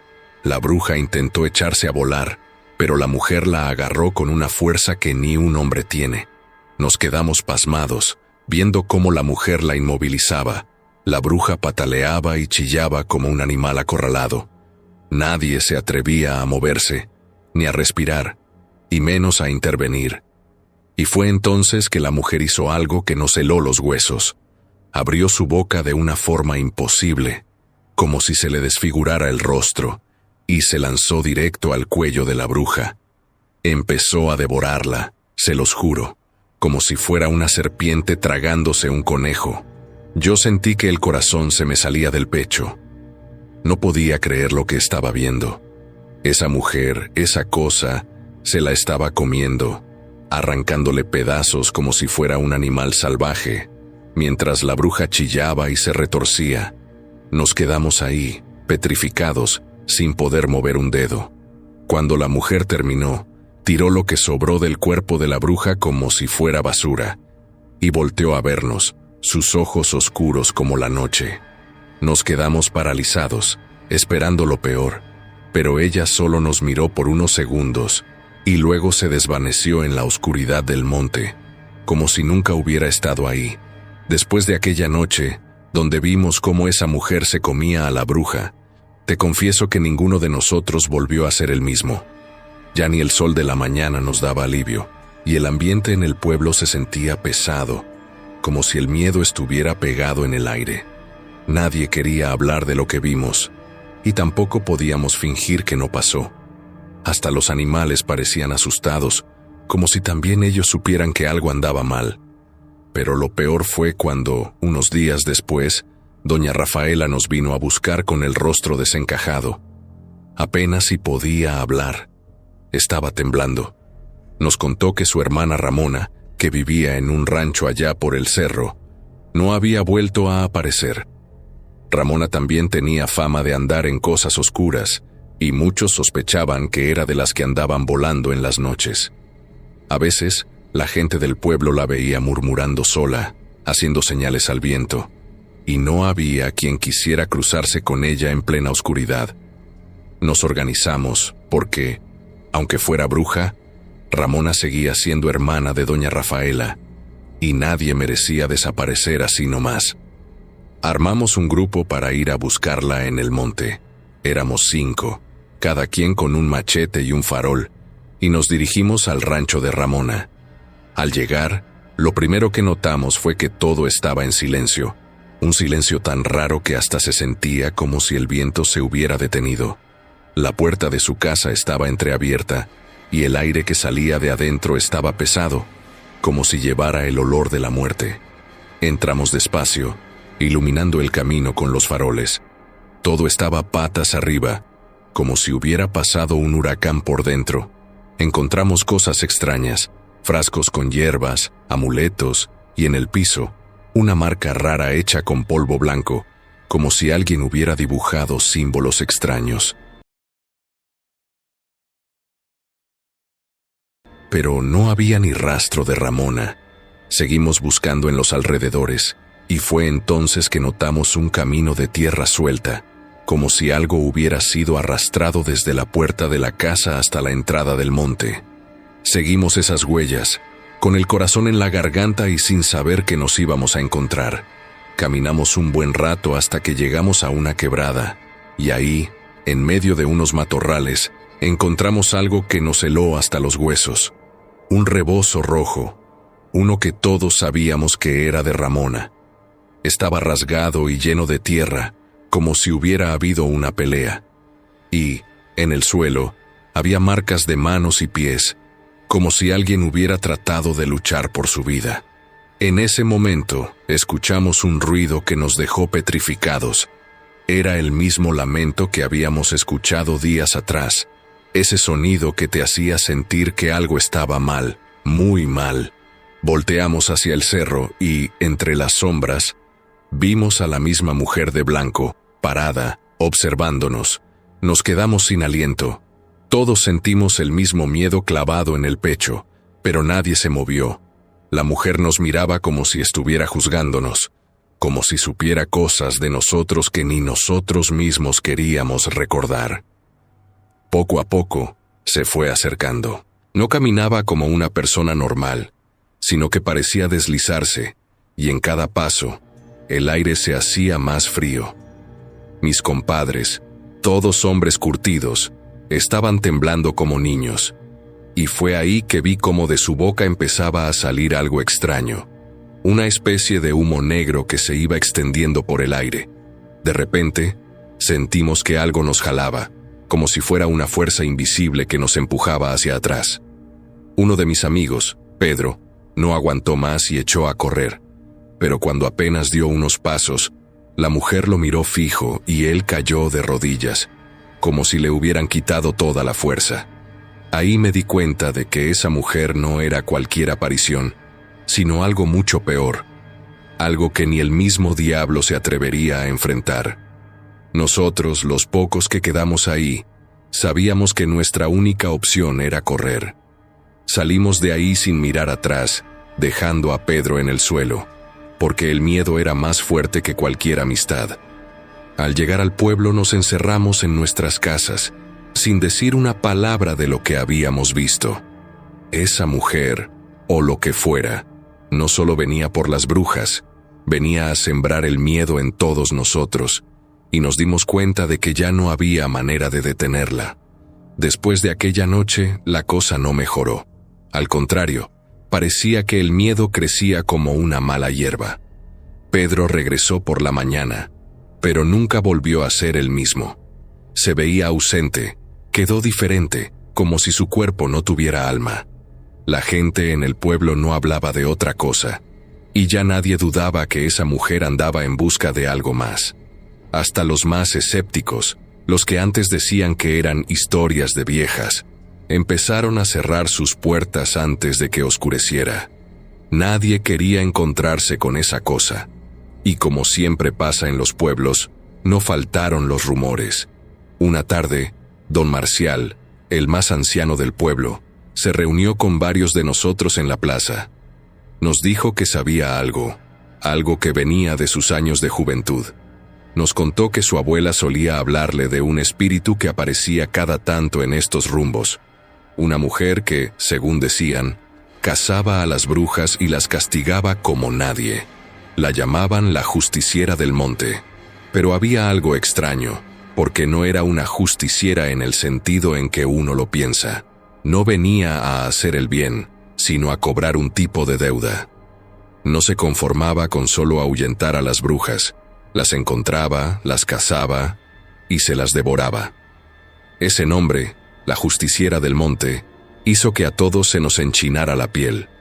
Don Marcial explicó que, según la historia de su abuela, esta aparición no era ni humana ni divina, Era más bien una especie de castigo que venía a cobrarse a los que se metían en cosas malas, como pactos oscuros o brujerías. Y entonces alguien en la reunión preguntó en voz alta: ¿y si también viene por nosotros? ¿Por los que sabemos y nos callamos? Nos miramos unos a otros porque, en el fondo, todos sabíamos que más de uno en el pueblo había recurrido a favores de esas brujas alguna vez. No éramos santos, y ahora sentíamos que, de alguna forma, ese espíritu nos había puesto a todos bajo su mira. No era solo una cazadora de brujas, venía por todos los que habíamos estado involucrados en esas cosas. Esa misma noche, los rumores empezaron a tomar forma. Se escuchó que alguien había visto a la justiciera rondando la casa de Tomás, un hombre que, decían, había hecho un pacto para que su cosecha fuera buena. Esa misma madrugada, Tomás apareció muerto, y la forma en que lo encontramos fue suficiente para helarle la sangre al más valiente. Estaba tirado en su propia sala, con el rostro congelado en una expresión de terror absoluto, y su pecho parecía aplastado, como si alguien le hubiera puesto un peso enorme encima hasta quitarle el último aliento. No hubo médico ni explicación posible. Nadie en el pueblo se atrevió a decirlo en voz alta, pero sabíamos que era ella. La justiciera había cobrado su primer pago, y como si eso no fuera suficiente, al día siguiente otra noticia nos hizo temblar. La esposa de don Severiano, un hombre que había recurrido a la magia para curarse de una enfermedad, amaneció diciendo que había soñado con la mujer del monte, que la había visto parada a los pies de su cama, mirándola con unos ojos negros que parecían no tener fondo. Nos contaba, con la voz quebrada, que había sentido cómo la mujer le susurraba algo que sonaba a sentencia. Las historias empezaron a correr como el fuego. La gente hablaba de la justiciera del monte como si fuera la misma muerte. Algunos decían que no había escapatoria para quienes tuvieran cuentas pendientes con ella. Otros intentaron prender veladoras y poner cruces en sus puertas, pero algo me decía que ni Dios mismo podría detener lo que esa mujer venía a hacer. No venía solo por las brujas, venía por todo aquel que hubiera pedido favores oscuros. Venía a limpiar de raíz, y no había perdón para nadie. Al caer la noche, me encontré solo en mi casa, con el silencio pesado de un pueblo que se hacía el dormido. Y ahí, en medio de esa quietud, escuché un susurro. No era como los gritos de las brujas ni como el lamento de antes. Era un susurro que parecía estar dentro de mi cabeza. Una voz que me decía: «Ustedes también tienen algo que pagar». Ahí supe, compadre, que estábamos todos condenados. Después de esa noche ya no pude dormir tranquilo. En el pueblo, la gente caminaba como sombras vivientes, susurrando entre ellos y mirando de reojo, como si esperaran que la justiciera se les apareciera en cualquier momento. Las cruces, las veladoras y hasta las oraciones parecían no hacer diferencia. Todos empezábamos a sentir que esa mujer del monte no era algo de lo que pudiéramos protegernos. Se metía en nuestras cabezas, y ya no había quien durmiera en paz. Yo intenté no salir mucho, pero una mañana, cuando me atreví a ir a la tienda, me encontré a don Marcial otra vez. Estaba hablando con un grupito de gente que, al verme, se callaron de golpe. No me gustó para nada. Así que me acerqué y les dije que, ya que andábamos en las mismas, bien podíamos dejar de escondernos las cosas. Don Marcial se me quedó viendo con esos ojos que parecen saber más de lo que cuentan, y después de un rato me llamó a un lado. «Saturnino», me dijo, «hay algo que tú y el pueblo tienen que saber. Esa mujer del monte no es solo una cazadora de brujas, no viene a hacer justicia por nada. Hace años, en la época de mi abuela, el pueblo pactó con algo oscuro. Le pidieron protección, salud y prosperidad, y esa mujer que ves es la cobradora de esa deuda». Me quedé de piedra. No sabía si gritarle o salir corriendo, pero ahí, con esa verdad en el aire, Solo atiné a preguntar: ¿y cómo es que nadie se acuerda de eso? Don Marcial se rascó la barba, mirándome como si yo fuera un niño que no entiende algo obvio.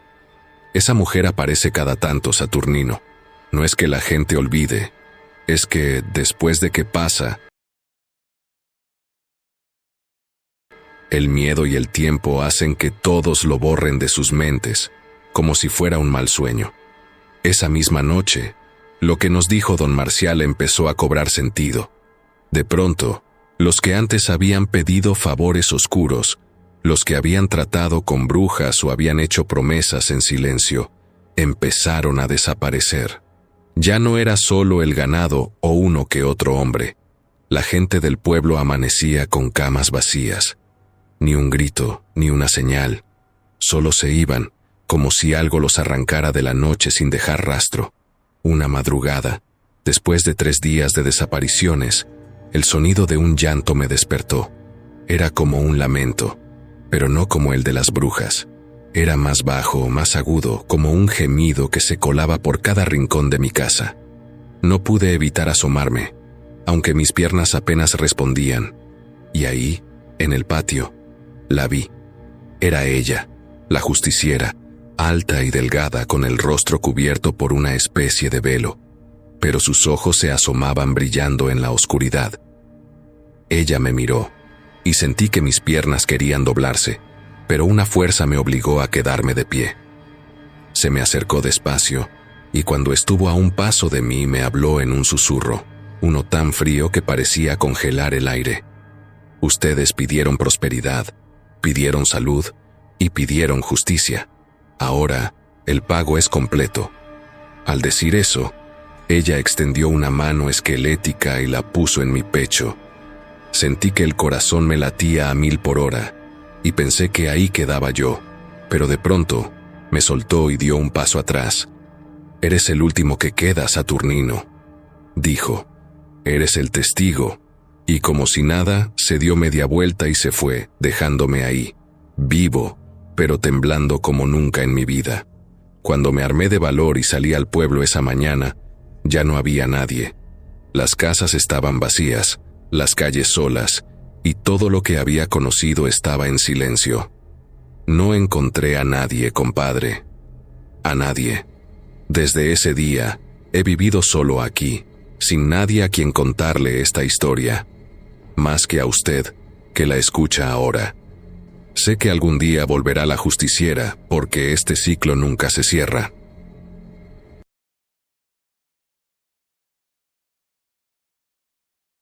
Se dice que las injusticias están en todas partes. Estas no respetan creencias, estatus social, cultura y sobre todo, las distintas épocas. En cada una de ellas ha existido gente sin escrúpulos, quienes se aprovechan de los más débiles o, en su caso, viven con el único propósito de dañar a una tercera persona. En nuestra actualidad, se van forjando los derechos de las mujeres, algo que en tiempos pasados no existía o, más bien, no era importante para una sociedad completamente machista. Entre todos esos aspectos también influían mucho las creencias religiosas, principalmente en aquella época donde la Iglesia cristiana intentaba dominar a las poblaciones, en su mayoría de América Latina, durante la conquista y la colonización. En una de esas poblaciones existían personas mágicas y maravillosas. Estas tenían poderes que iban más allá de la comprensión humana, sobre todo porque la conquista española tenía una idea diferente hacia estas personas, con dones supremos, relacionándolas con el mismo diablo. La Iglesia, al enterarse de la presencia de estas personas, hombres y mujeres, decidió ponerles fin mediante la cacería de brujos o brujas por herejía. Nadie comprendía que, en su mayoría, estas personas hacían el bien y lograban salvar a más gente con sus conocimientos herbolarios de medicina, algo que la Iglesia desconocía. Así se desarrolló la historia de Darina, una joven de 18 años, nieta de don Fausto, el hombre más longevo de una comunidad rural rodeada de montañas y bosques en una región de América Latina. La joven acostumbraba a pasearse cerca de un arroyo de agua cristalina que desembocaba por debajo de una cañada. Era muy alegre y audaz. Su abuelo le había enseñado muchas cosas de la naturaleza y, sobre todo, le inculcó el amor y respeto que siempre debía tener hacia todo aquello que la rodeaba. Don Fausto decía que la misma naturaleza era quien elegía a las personas para dotarlas de dones y poderes que iban más allá de la comprensión humana, pero que a la vez eran muy peligrosos si no se usaban adecuadamente. La comunidad donde vivían nuestros personajes estaba conformada por grupos de personas organizados para hacer cumplir algunas normas y, sobre todo, reglas impuestas por la Iglesia. Don Fausto sabía bien que tendría que llegar aquel día en que fueran obligados a ser bautizados, y aunque al principio se resistió, terminó cediendo a los mandatos del sacerdote del pueblo. A partir de esos momentos, las cosas cambiaron dentro de esa comunidad. Algunas reglas fueron muy claras, sobre todo para las jóvenes como Darina, quien debía guardarse para el matrimonio como una virgen pura. De lo contrario, sería severamente castigada, y su abuelo no iba a poder hacer nada. El tiempo fue pasando y la chica cumplió 23 años. Durante esos momentos siguieron prestando sus servicios a las demás personas, pero en secreto. Don Fausto sabía que se arriesgaba mucho porque, de ser descubierto, podría ir a la horca. Sin embargo, eso no le importó. Decía que había nacido para usar sus dones con el objetivo de ayudar a otros, aunque la Iglesia nunca lo comprendería. Darina, por su parte, podía leer el futuro de las personas. También veía escenas tormentosas del pasado que cada una de ellas cargaba. A veces, ella se asustaba, pero su abuelo siempre estaba allí para consolarla y hacerle entender que era única en el planeta por los maravillosos dones que la naturaleza le había dado. La vida de la joven era tranquila y placentera. Disfrutaba de contemplar los paisajes que la rodeaban, sobre todo porque una de sus grandes habilidades era trepar los enormes árboles que se elevaban a lo alto. Desde allí, observaba la puesta del sol, lo que le causaba un sentimiento de paz. Sin embargo, pronto las cosas iban a cambiar. Darina no tenía idea de lo que le deparaba el destino. Algo muy cruel, por lo cual iba a tener que ser lo más valiente posible. Un día llegó un hombre a la comunidad de nuestra protagonista. Esta persona era mensajera de la Santa Iglesia. Había órdenes de los superiores de que todos los niños y personas adultas debían recibir el bautismo sin excepciones, además de llevar a cabo la instrucción de la doctrina religiosa. No obstante, a pesar de ello, había quienes se resistían hasta el final y, por ende, terminaban recibiendo uno de los peores y más severos castigos que nadie podía imaginar. En ese tiempo, junto con los frailes, llegaron personas nuevas. Eran hombres altos y corpulentos, bien dotados físicamente. Les decían hombres blancos porque en su mayoría eran de raza española.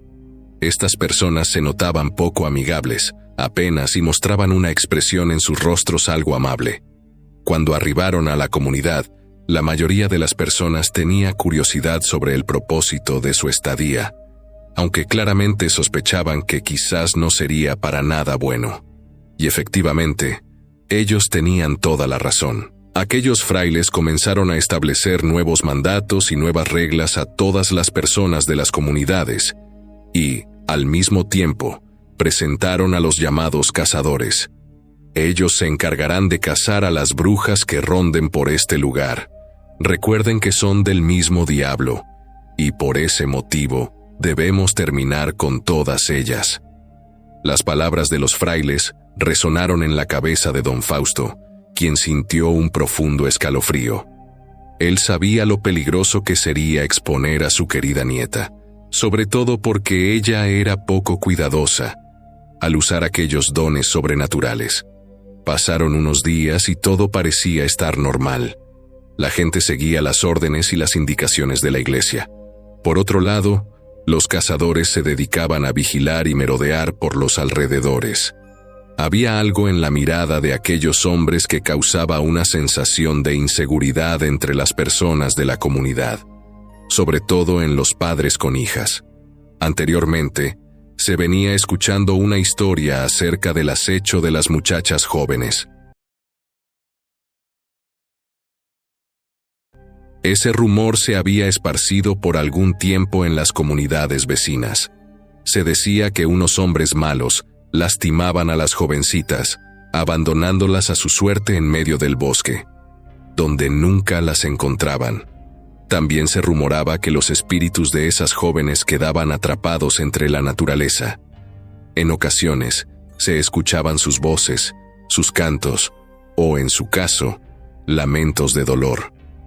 Don Fausto, al igual que los demás vecinos, procuraba cuidar de su nieta Darina.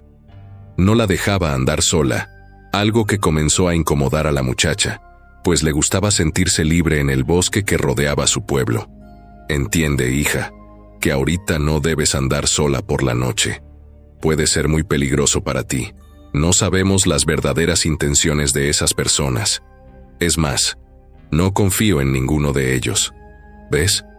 Nos están obligando a creer en sus dioses cuando nosotros sabemos a quién deberíamos venerar. Pero ahora ya no podremos hacerlo. Las palabras de don Fausto quedaron grabadas en la mente de la muchacha, quien prometió tener mucho cuidado, evitando salir como acostumbraba por las noches. Sin embargo, ella tenía una gran amiga, una lechuza que la esperaba todas las noches porque disfrutaba escuchar cantar a Darina. Pasaron 1, 2 días, y el animal voló hasta la casa de Darina. Justo en ese momento, los cazadores pasaban por el lugar. Al ver al ave en uno de los árboles gritaron: ¡Una bruja! ¡Una bruja! Las armas de los cazadores detonaron apuntando hacia los árboles. Darina salió de su casa al escuchar el espantoso ruido y vio cómo su amiga estaba siendo atacada. El ave logró escapar del lugar, pero una de las balas había lastimado una de sus alas. ¡No!, gritó la muchacha, pero no logró que los hombres pararan. Tiempo después, al no ver al animal, uno de ellos dijo: «Ya basta, ese animal ya está muerto. Quizás sea una de esas brujas que andan volando por aquí. Pero ya vámonos, es hora de cenar algo». Darina salió corriendo de su casa directo hacia los árboles, donde encontró plumas en el suelo de su gran amiga. También había pequeñas gotas de sangre, y sabía que estaba lastimada. El ave necesitaba ayuda. Corrió entonces hacia su casa por una bolsa de manta, donde guardaba algunas hierbas medicinales que usaban para curar heridas y otras dolencias. Sabía que tenía que encontrar a la lechuza, o de lo contrario, podía estar severamente lastimada. La muchacha salió corriendo de su casa con el corazón lleno de miedo por el destino de su amiga. Sabía que el ave estaba sufriendo y que debía llegar a tiempo para ayudarla. Mientras tanto, don Fausto se encontraba en el centro de la comunidad en una reunión organizada por los religiosos de la iglesia, quienes discutían la organización para bautizar a las personas que aún faltaban. El anciano no se percató de lo sucedido fuera de su casa. Cuando regresó, observó el desastre que habían dejado los cazadores en los árboles cercanos. «¡Darina!», gritó muy asustado, pero su nieta no apareció desde la casa. Don Fausto entró temeroso, pensando en encontrarse con lo peor, pero ella no estaba por ninguna parte. La noche ya cubría con su manto de oscuridad toda la atmósfera. Por su parte, Darina caminaba desesperada, alumbrándose con una lámpara de alcohol cuya mecha estaba a punto de apagarse. Aún no había llegado al lugar donde suponía que su amiga se refugiaba. «No te apagues», dijo ella, algo asustada. En el fondo sabía que no estaba sola en medio de esa terrible oscuridad, y tenía toda la razón. Uno de los cazadores estaba merodeando el lugar. Pretendía encontrar al animal herido para rematarlo y llevar su cadáver como una especie de trofeo ante sus otros 2 compañeros. El hombre, alto y corpulento, caminaba tras oír los pasos de la muchacha y, sin que ella se diera cuenta, la venía siguiendo desde que salió de su humilde casa. De repente, el viento sopló muy fuerte, como advirtiendo a la joven del peligro que la acechaba. Pero ella no podía dejar morir a su gran amiga, tenía que ayudarla. Sin embargo, en un instante, Darina tuvo una visión. Era la imagen de una luz demasiado luminosa, acompañada de una voz que la llamaba. Seguido de eso, se percató de la presencia del cazador, quien traía un arma en sus manos. «¿A dónde vas con tanta prisa, preciosa?», preguntó él, acercándose como un animal salvaje a punto de acechar a su presa. «A casa, voy a casa», contestó Darina tartamudeando, pues apenas podía articular las palabras. En ese momento, los ojos del cazador brillaron como los de un depredador al acecho. Lentamente, se fue acercando a la muchacha hasta tenerla a unos cuantos centímetros. Darina comenzó a temblar, percibiendo el peligro que emanaba de ese hombre. En su mirada se podía apreciar un hilo de maldad que brotaba desde lo más profundo de su corazón. «Tengo que irme ya», dijo la muchacha, intentando retroceder. «Creo que no va a ser posible», contestó el hombre con una sonrisa siniestra. Darina intentó correr, pero el cazador la sujetó por los cabellos. «¿A dónde vas, perra?», dijo él con los ojos llenos de deseo y rabia. El hombre parecía una bestia salvaje, dispuesto a devorar a su presa. Deseaba arrebatar la inocencia de la muchacha, cuya belleza lo había cautivado de manera perversa. Darina intentó liberarse, pero el cazador le dio un fuerte golpe en el rostro, provocando que cayera al suelo con el labio ensangrentado. «No te vas a escapar, perra», gruñó. El hombre, grande y corpulento, se lanzó sobre el cuerpo de la joven y, abriéndole las piernas, desgarró completamente sus ropas. Darina gritaba desesperada, pero era inútil. En ese lugar nadie podía escucharla, salvo su amiga la lechuza. A pesar de su ala lastimada, el animal intentó volar hacia donde se encontraba la muchacha. Herida y debilitada, la lechuza se posó en una rama cercana y comenzó a ulular, tratando de distraer al hombre para que detuviera su acto cruel y cobarde. Sin embargo, el cazador disparó varias veces al aire, buscando derribarla. La criatura, decidida, continuó intentando ayudar, pero los esfuerzos eran en vano. Darina no logró defenderse del cazador, cuyo cuerpo enorme y pesado la aplastaba como una roca. Poco a poco, la joven fue quedando tendida en el suelo, sin fuerzas ni esperanzas. Su mirada se perdió por unos instantes en el abismo, reflejando el horror de su experiencia. En sus ojos se dibujaba la imagen de algo que se acercaba a ella, aunque alrededor no había nadie, solo la profunda oscuridad del bosque. De pronto, una ráfaga de viento envolvió la atmósfera del lugar. Darina abrió los ojos con esfuerzo y vio cómo una especie de humo negro comenzaba a formarse. Poco a poco, ese humo tomó una figura humanoide. La muchacha apenas podía mantener los ojos abiertos. Su visión estaba borrosa después de sufrir aquella atrocidad. Sintió entonces que quizás había llegado el final de sus días. La lechuza, con el último aliento de su energía, descendió desde uno de los árboles, y aquella nube negra la envolvió. El viento soplaba cada vez más fuerte, distrayendo al cazador, quien, molesto, se levantó del suelo mientras se subía los pantalones. Darina seguía inmóvil, desgarrada por dentro, y su sangre manchaba el suelo. «No estuvo mal, perra.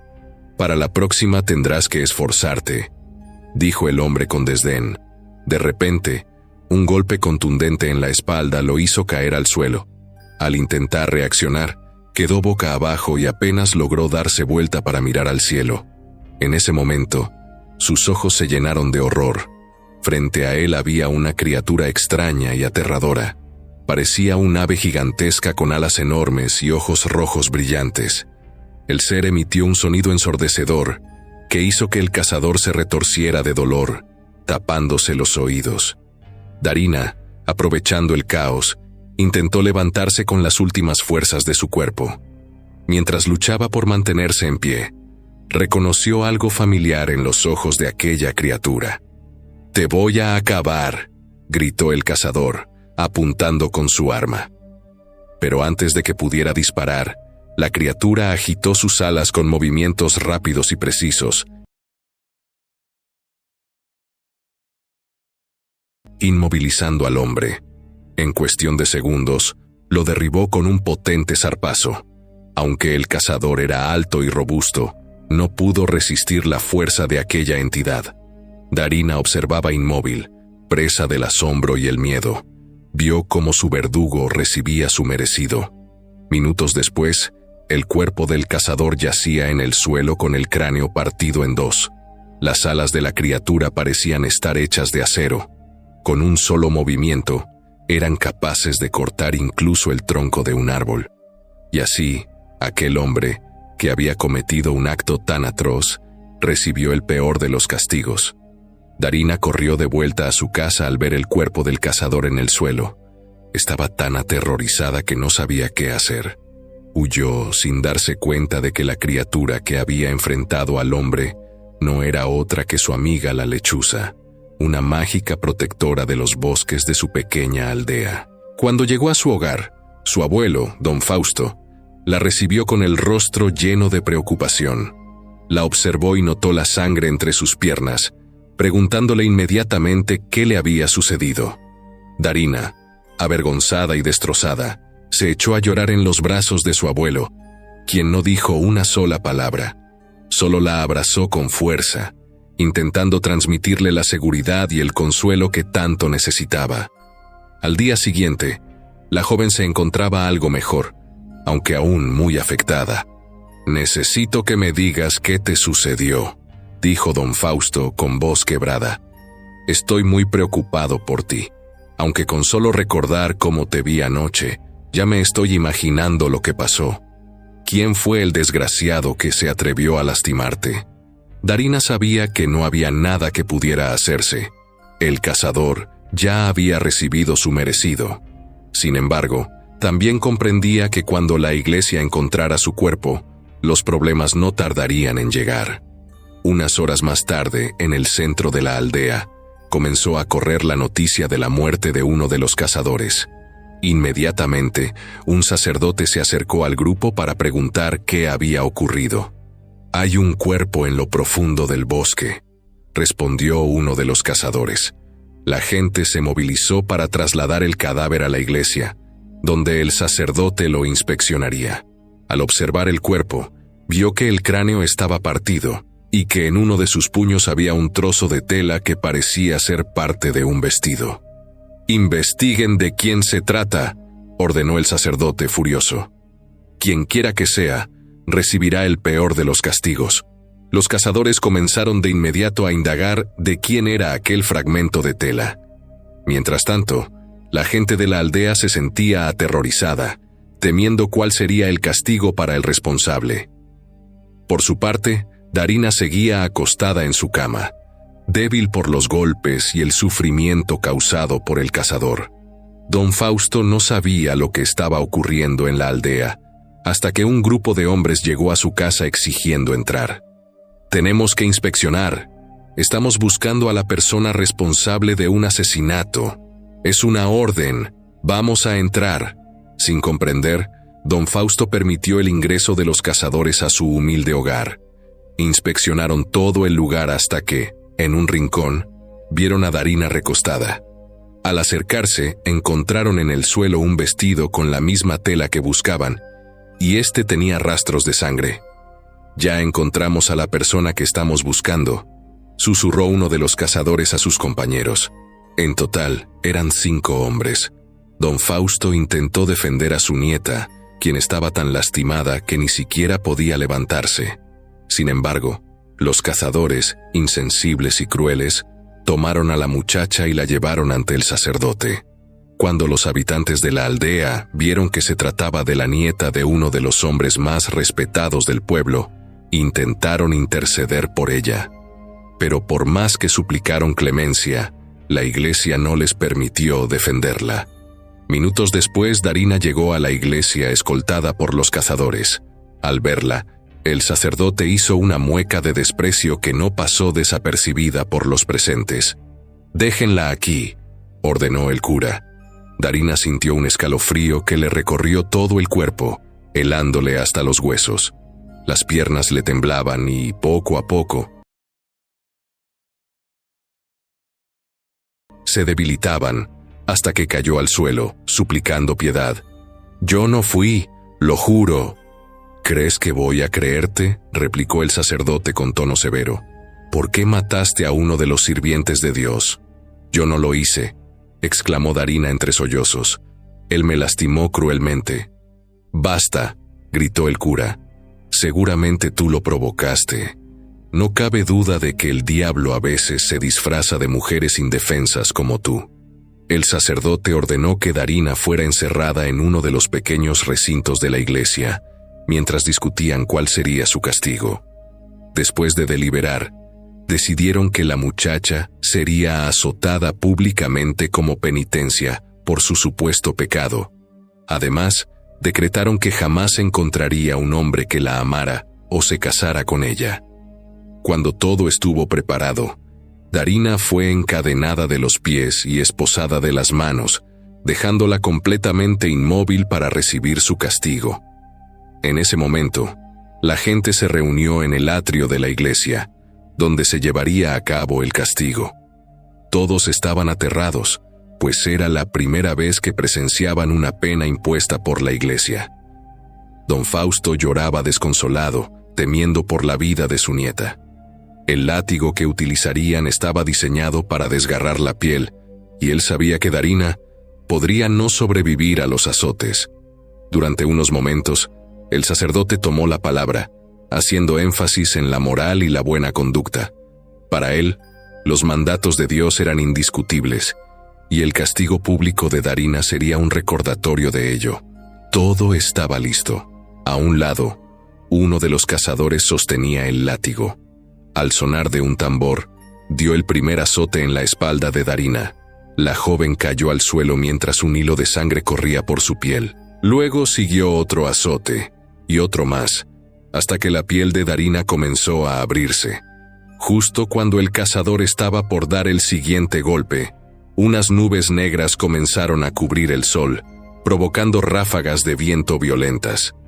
Los árboles se sacudían con fuerza, y a lo lejos se escuchaba el chillido de un ave desconocida que parecía acercarse. La gente empezó a refugiarse en las orillas de la iglesia, pero el viento era tan fuerte que las láminas que cubrían el recinto comenzaron a desprenderse, volando hacia el cielo. El sacerdote, impresionado por el fenómeno, ordenó detener el castigo hacia Darina. Mientras tanto, don Fausto corrió hacia su nieta para llevársela consigo. De repente, el viento se calmó, y un silencio sepulcral inundó el lugar. «¿Qué es eso?», exclamó uno de los cazadores, señalando el cielo. Desde las alturas apareció una enorme criatura con forma de ave. Tenía un pico afilado, garras parecidas al acero y unos ojos rojos brillantes. Su plumaje blanco recordaba a la lechuza de Darina. Al verla en el suelo con la espalda ensangrentada, el ave comenzó a aletear con furia, creando remolinos de viento. Los cazadores intentaron correr hacia el interior de la iglesia, pero la puerta se cerró de repente. El sacerdote, aterrorizado, comenzó a rezar oraciones desesperadas. El ave furiosa lo miró directamente y, elevándose hacia el cielo, se dejó caer rápidamente sobre él, atrapándolo con sus garras. En cuestión de segundos, lo partió en dos. Después, fue el turno de los cazadores. La criatura los persiguió en su escondite. Con su afilado pico, perforó la espalda de uno de ellos, quien al ver al ave de cerca, reconoció los ojos de la lechuza de Darina. «Eres tú», fueron sus últimas palabras antes de morir. Darina no comprendía del todo lo que ocurría. Aquella criatura estaba acabando con los hombres que la habían torturado, y por último, destruyó la iglesia por completo, dejándola en ruinas que jamás serían removidas. Cuando todo terminó, La criatura descendió hasta donde estaba Darina. Con una de sus alas, tocó el cuerpo de la muchacha, emitiendo un resplandor luminoso que la envolvió por completo. Al disiparse la luz, Darina estaba completamente curada. No había rastros de sangre ni dolor. El ave batió sus alas, elevándose hacia el cielo. Antes de desaparecer le mostró a Darina que era su amiga, la lechuza. Desde entonces no quedó ninguna iglesia en la aldea. Si alguien relacionado con el catolicismo se atrevía a entrar en el pueblo, aquella criatura aparecía para terminar con ellos. Se decía que era una bruja que protegía a los habitantes de las creencias fanáticas que perseguían a personas con dones especiales. Lo que Darina no sabía era que aquella ave no era solo su protectora, era su madre, quien había reencarnado en la lechuza para estar a su lado y protegerla. Los habitantes de la aldea comenzaron a crear sus propias reglas. Darina demostró sus dones curativos y otros talentos ocultos, ganándose el amor de la comunidad. Juntos, los vecinos se protegían mutuamente, seguros de que aquella criatura siempre los defendería de cualquier intento de invasión por parte de la Santa Iglesia.